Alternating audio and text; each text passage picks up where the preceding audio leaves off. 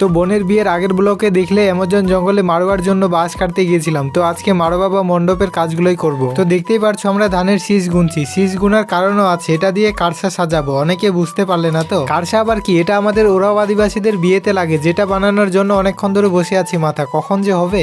আর এইদিকে কারসা বানানো হচ্ছে। এটা কিন্তু যেমন তেমন লোক বানাতে পারে না, এটা বানানো শেখার জন্য শিখো অ্যাপ ডাউনলোড করতে হবে। আচ্ছা না মানে সেরকম কিছু না, আশা করি এগুলো ব্যাপারে মোবাইলে পাবে না, একমাত্র আমাদের পূর্বপুরুষ থেকে শেখা। এগুলো অনেকে শিখেছে আবার অনেকে শিখেনি। আর হ্যাঁ, আসল জিনিস তো আছে, যার নাম হাড়িয়া, ভদ্র ভাষায় রাইস বিয়ার, যেটা খেলে তোমাদের ব্রেন একদম 100 পিকআপে কাজ করবে।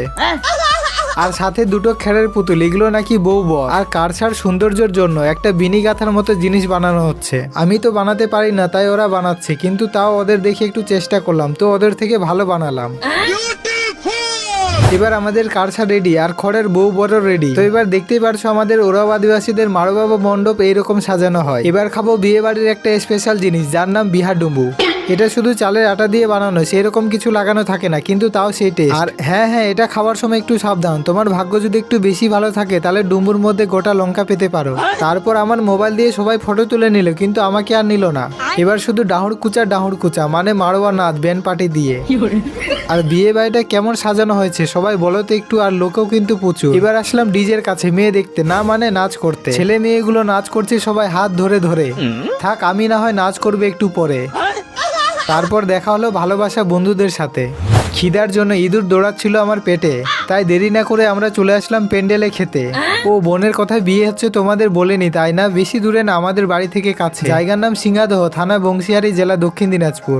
এবার সকালে সেই মুহূর্তটা চলে আসলো, যেটা সব মেয়েদের জন্য একটা দুঃখের মুহূর্ত, যেটা হয়তো মেয়েরাই বুঝবে। কারণ আজকে থেকে যেখানে সে থাকতো সেটা এখন পর বাড়ি হয়ে যাবে, আর এক নতুন বাড়িকে তার নিজের বাড়ি মনে করতে হবে। 18-20 বছরে যেই বাড়িতে, যেই গ্রামে, যেই পরিবেশে বড় হয়েছে সেটাকে ছেড়ে চলে যেতে হবে। জানি এটা মেনে নিতে সব মেয়েদেরই কষ্ট হবে, তাই আমি সব মাদেরকে বলছি তোমাদের নিজের বৌমাকে নিজের মেয়ে মনে করবে, আর সব মেয়েরা নিজের শাশুড়ি মাকে নিজের মা মনে করবে। তাহলে আশা করি সমাজে যে শাশুড়ি বৌমা নিয়ে একটা খারাপ সম্পর্ক আছে সেটা আর থাকবে না। কারণ সব মারা একদিন না একদিন এরকমই বাবার বাড়ি ছেড়ে গিয়েছিল। সে যাই হোক, ভগবান আমার ছোট বোনটাকে সারা জীবন ভালো রেখো, তাহলেই হবে। আমার নিজের বোন বা দিদি তো নেই, কিন্তু বোন তো বোন হয়, নিজের পরের না।